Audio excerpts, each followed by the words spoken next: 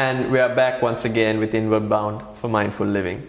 Mr. Suraj, we left off the previous segment by looking at different situations, and I brought out the example of the construction work that's actually going on in many parts of Colombo. But you have a very interesting example that you shared with me. Shall we share with the audience as well? Yes, again on the road. Yeah. Actually, road is a very interesting place for us to discover ourselves more than discovering others. This is a true incident that happened to a friend of mine. He was a person who hated when people come and toot the horn from the back. And he would never give anybody to overtake him if somebody comes and toots. He will somehow continue to keep his pace. One day, for a change, he thought, let me see what he wants. So he allowed him to overtake him, and he followed him right up. Oh my God. Okay. Yeah. And he had to take a different route that he was originally planning to, but still he did this. He wanted to see where he wants to go. And he came screaming and stopped in front of one of these private hospitals. And out of the car, they took a patient who was bleeding. Oh. Then he realized, hereafter, if anybody wants to overtake me, let him overtake. Because you don't know what the other person's situation is. True. Now, this tolerance is not giving in to injustice. Now, that's again you need to establish. Yeah, that's true. Yeah. It is being tolerant means you don't allow your cool, your happiness to be destroyed by others. Right. Now, when we hear of Mahatma Gandhi, he was agitating against the mighty British Raj. But I don't think he was agitated himself. True. So there's a difference between taking a conscious decision to take some position, take some action, but you are not allowing that to topple you. Right. So when we see intolerant behavior, because that person is very weak. Right. So it's more or less by becoming agitated, by being affected, you're also feeding into that negative space, and it's technically you're the one on the losing end as well, right?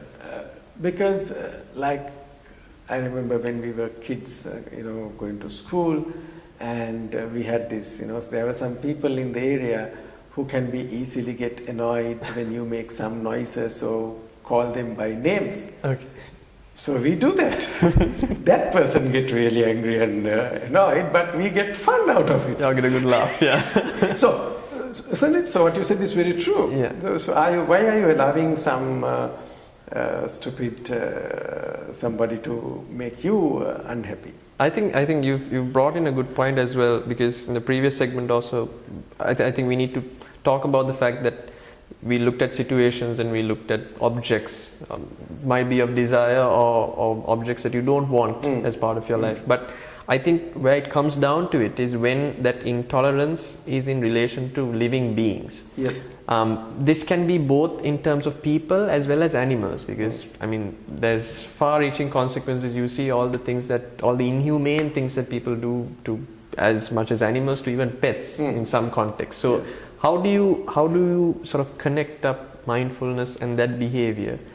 How do you reconcile those two? Before coming to that, Shavin, I would like to look at how we become intolerant to concepts. Okay, yeah, absolutely. Because we are a sum total of how I look, what I do, what I wear, and more importantly, what I believe. Yeah. And when my belief system is different to your belief system,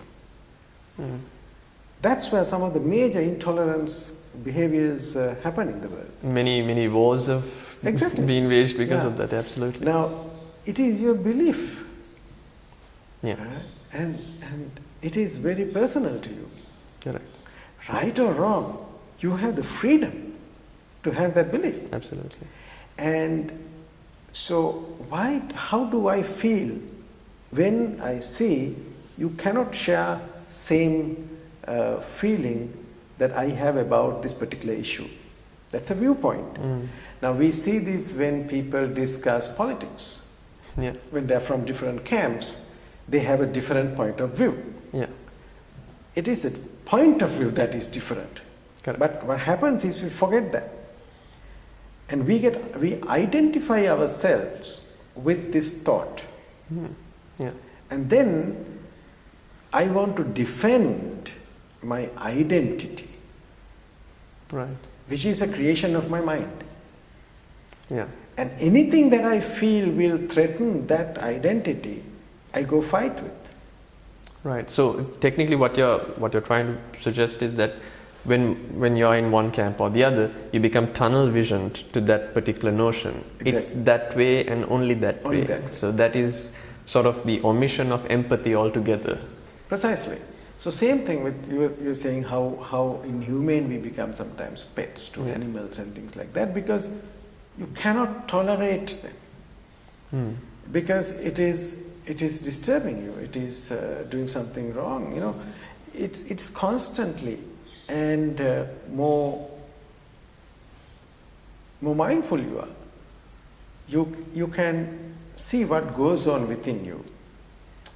I think what is important to figure out is from these situations, which are very common, Hmm. and you will always come across situations where there are things that are not against your wish. Hmm. They don't have to be very big. It can be like a grain of sand in your shoe. Yeah. You don't have to. It's not like not a brick. Absolutely. It's a yes. tiny stone, tiny grain of sand Yeah. inside your shoe, and see how uncomfortable it is. I recall once, sometime back actually, when I was very small, I met a priest, a monk actually, and then he asked me a very simple question. He asked me, Shavin, what's the opposite color of white? I think I've told you some long time ago as well. And then instinctively, as a young person, I immediately said, okay, the opposite color of white is black. Then he asked me, why do you say that? Because I have associated white and black as two different things. And he said, well, technically you're wrong. I was a bit puzzled and I asked him, what do you mean? Well, technically, if you think about it, the opposite color of white is every other color which is not white. So then I started thinking, what he was trying to communicate to me was, it doesn't mean there is one opposing the other. It's just that you have so many different classes of people, you have so many different variations of it. You can't pit one against the other, it's just differences. Right. It doesn't make something better or worse than something else. Yes. So that's why I wanted to bring out the fact that I think most often they're not, in the initial segment also, as I noted, intolerance, or rather the inability to tolerate, is mostly equated with the fact that you're not patient or you don't empathize with anything else or anyone else. Yeah, and you think it shouldn't be here. Exactly. Yeah. There's a very interesting thing that happens in Bali Island when you said black and white. Okay. They have all these little statues and things. You go around in Bali, you find they're being wrapped with black and white checked clothes. You know, it's like a chessboard. You know? Right. Okay. Black Checkered, box, yeah, checkered design. And when you ask why, because they say good and bad will have to coexist. Right. And they enact certain dramas. In that drama, they will never kill the bad guy. Okay. Almost come to the point of killing, but he saves. Okay. Right. Okay. So what they say is, in world, this is the reality. Okay. I think it is a very, very nice way of communicating the concept of being tolerant. And I think in one way or the other, I think this is also very similar to the concept of yin and yang, right? The two sides in which that it has to coexist, and the existence of one is not necessarily the absence of the other, but it's the existence of both together in different ways. Precisely. Because, for example, say, a lot of people think peace is absence of war. No, it's No, not. Yeah. it's not. It's like that. So it's being in harmony, being in silence. I think in this segment we've gone quite deep into intolerance, exactly how it manifests itself as well. But we'll explore this a bit more as well. But right now we're going to take a very quick break.